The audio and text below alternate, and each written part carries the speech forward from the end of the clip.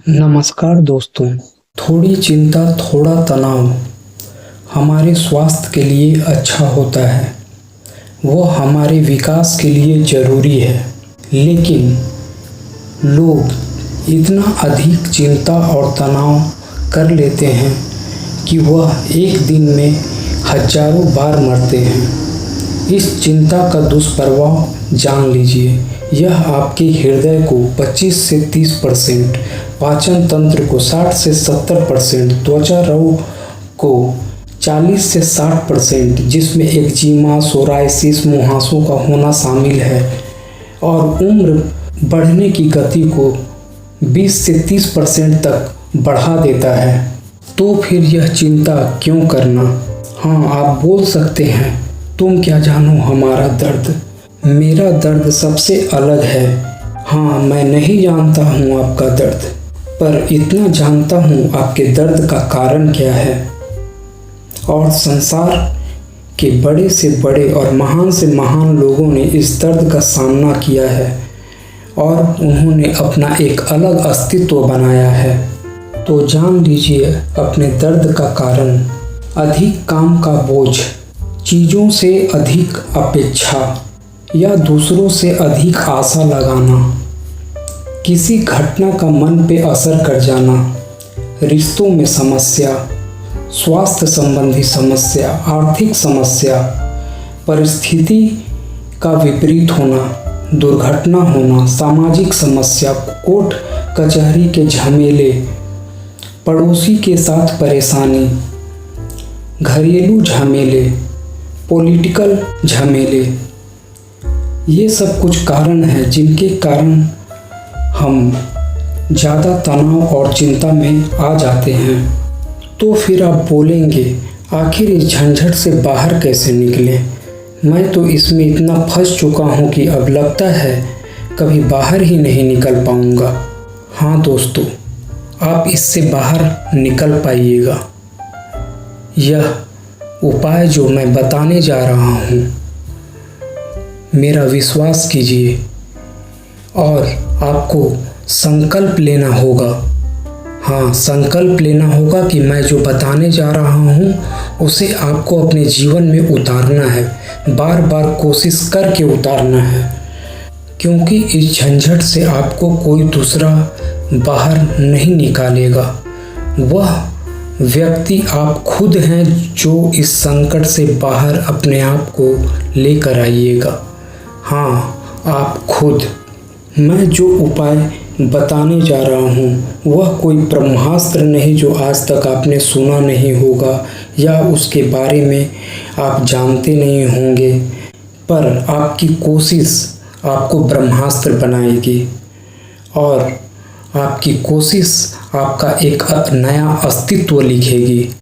जो व्यक्ति कम चिंता और तनाव से ग्रसित हैं उसे आधा घंटा सुबह, आधा घंटा शाम यह उपाय करना होगा, और जो अधिक चिंता और तनाव से ग्रसित हैं, पीड़ित हैं, उन्हें 1 घंटा सुबह और शाम यह उपाय करना होगा। वरना अधिक चिंता और तनाव वह दीमक है जो विराट से विराट वृक्ष को ऐसा खोखला कर देती है, जो ऊपर से दिखने में तो बहुत ही मजबूत और विराट लगते हैं, पर वह हाथ का दबाव भी बर्दाश्त नहीं कर पाते। जोर से हाथ का दबाव भी अगर उन पर दिया जाए तो वहाँ गड्ढा बन जाता है। उसी प्रकार यह चिंता भी वह दीमक है, हमें, हमारे शरीर को, हमारे स्वास्थ्य को पूरी तरह तोड़ कर रख देता है, बिगाड़ के रख देता है। तो आइए बात करते हैं उन उपायों के बारे में जिसके द्वारा हम इससे बाहर आएंगे, और ज़रूर आएंगे। पहला है व्यायाम। व्यायाम में फ्री हैंड व्यायाम कीजिए। शरीर के प्रत्येक अंग को मूवमेंट कीजिए। यह 10 से 20 मिनट आप यह व्यायाम रोज कीजिए। व्यायाम करने से हमारे मस्तिष्क में एंडोर्फिन्स नामक ग्रंथि का स्राव होता है जो हमारे खुशी को बढ़ाता है। साथ ही तनाव को कम करता है, मेंटल क्लियरिटी देता है, नींद में सुधार लाता है, आत्मविश्वास बढ़ाता है। दूसरा उपाय है ध्यान। ध्यान एक अद्भुत तरीका है हमें अपने मेंटल स्टेबिलिटी बनाने का। हम ध्यान 20 से 10 मिनट या फिर 20 से 40 मिनट तक कर सकते हैं और ध्यान से सेरोटोनिन नामक ग्रंथि का स्राव होता है, जो हमें समय के अनुसार, यदि हम 10 से 20 मिनट ध्यान करते हैं तो सेरोटोनिन की मात्रा 10 से 15% बढ़ जाती है और अगर रोज़ ध्यान करते हैं तो वह 30 से 40% तक बढ़ जाती है। पर उसी ध्यान का समय अगर हम बढ़ा देते हैं और 30 से 40 मिनट ध्यान करते हैं तो वह मात्रा बढ़कर 40 से 50% तक हो जाती है, यानी सेरोटोनिन की मात्रा, जो हमारे मानसिक संतुलन को बनाए रखने में बहुत बड़ा योगदान देता है। ध्यान में हमें ओम का गुंजन करना और या सांसों पर ध्यान लगाना महत्वपूर्ण होता है। शुरुआत में ध्यान लगाने पर मन बार बार भटकता है, पर इसे करते रहना होगा। यह एक टेनिस के गेम की तरह है, जो एक तरफ से जाता है तो दूसरे तरफ से वापस आ जाता है। भटकाव भी वही है, बार बार मन भटकता है और आपको बार बार अपने ध्यान को अपने जगह यानी ओम के गुंजन या फिर सांसों के ध्यान पर लाना पड़ता है। जिसने भी ध्यान पर अपनी पकड़ बनाई है उसे यह दिक्कत, यह कष्ट का सामना करना पड़ा है, पर एक बार ध्यान पर पकड़ बन जाए तो मन निर्विचार स्थिति में चला जाता है, जहाँ कोई विचार ही नहीं होता और हमारा मन अधिक प्रोडक्टिविटी से बढ़ जाता है। हमारे मन में शांति, खुशी और ज्ञान अपने आप बढ़ने लगता है और मेंटल बैलेंस बन जाता है। तीसरा उपाय है प्राणायाम। प्राणायाम में हम गहरी सांस लेना छोड़ना, अनुलोम विलोम, कपालभाति करना, भ्रामरी करना बहुत ही लाभदायक होता है। चौथा है संतुलित आहार, पौष्टिक भोजन।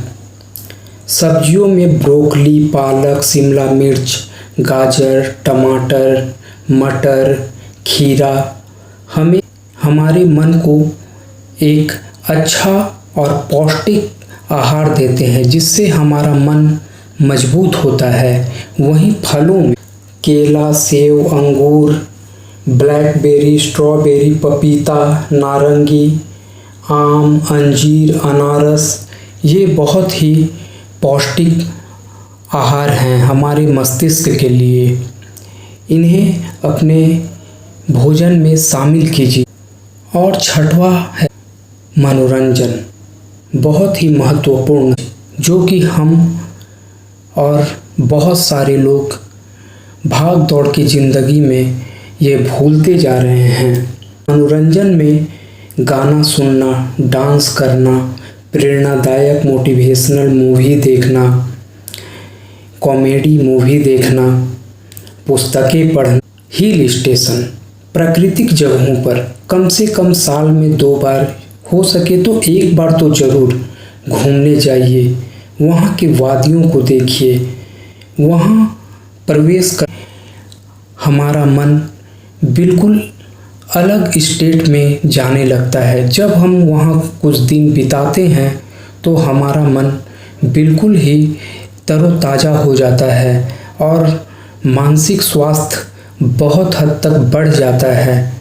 जो लोग इसका अनुभव कर चुके हैं उन्हें तो यह पता होगा, पर जिन्होंने यह अनुभव नहीं किया है वो हिल स्टेशन, पहाड़ी जगहों पर जाएं और ऐसी जगह जहां थोड़ी ठंडी पड़ती हो, जैसे शिमला, कालिम्पोंग, कश्मीर, दार्जिलिंग, मिरिक आदि जगहों। सातवां है क्रियाशील जीवन, एक्टिव लाइफ।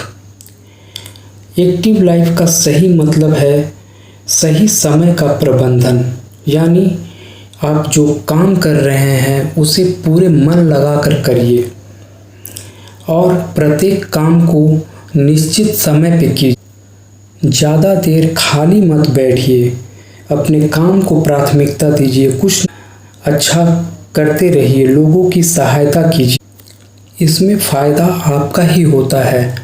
हमारे मन को एक अलग ही शांति मिलती है लोगों की सहायता करने से, लोगों का निस्वार्थ मदद करने से। इसके अलावा जब भी आप रोज़ के काम को करें, दैनिक कार्य जैसे ब्रश करना, उस समय अपने दांतों पर ध्यान दें, नहाते समय अपने शरीर पर ध्यान दें, पानी पीते समय पानी पीने पर ध्यान दें, झाड़ू देते समय झाड़ने पर ध्यान दें। अब इसका मतलब यह नहीं कि काम करके थक गए फिर भी हम काम करते ही रहें, नहीं। अगर आप 1.5-2 घंटा लगातार काम करते हैं तो 15 से 30 मिनट का आराम लीजिए, थोड़ा टहलिए, किसी फ्री व्यक्ति से बात कीजिए, कुर्सी पर बैठे बैठे आराम कर लीजिए, फिर आप में एक नई ताजगी, नई ऊर्जा आ जाएगी। समय पर नींद लेना, बीच बीच में ब्रेक लेना आपको आपकी चिंता से मुक्त करने में महत्वपूर्ण भूमिका निभाता है।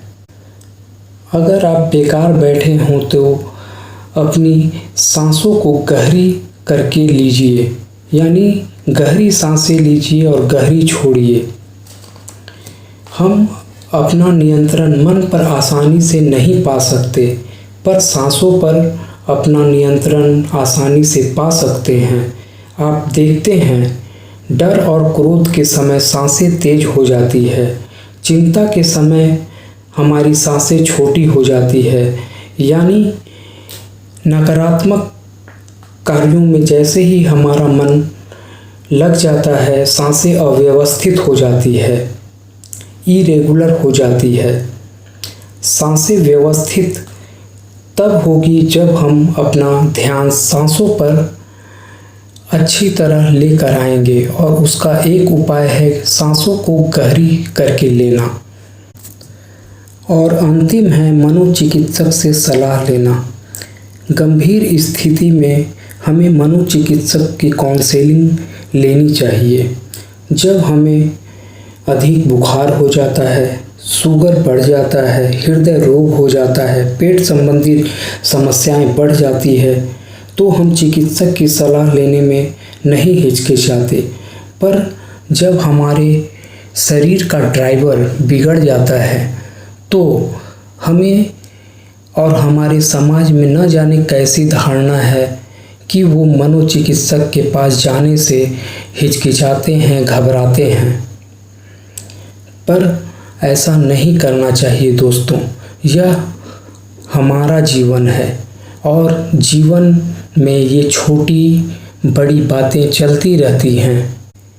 इसलिए गंभीर स्थिति में मनोचिकित्सक का सलाह लेना बहुत ज़रूरी होता है। मेरा प्रार्थना है यह सारा संसार इस कष्ट से दूर रहे। जय धरा, जय पृथ्वी।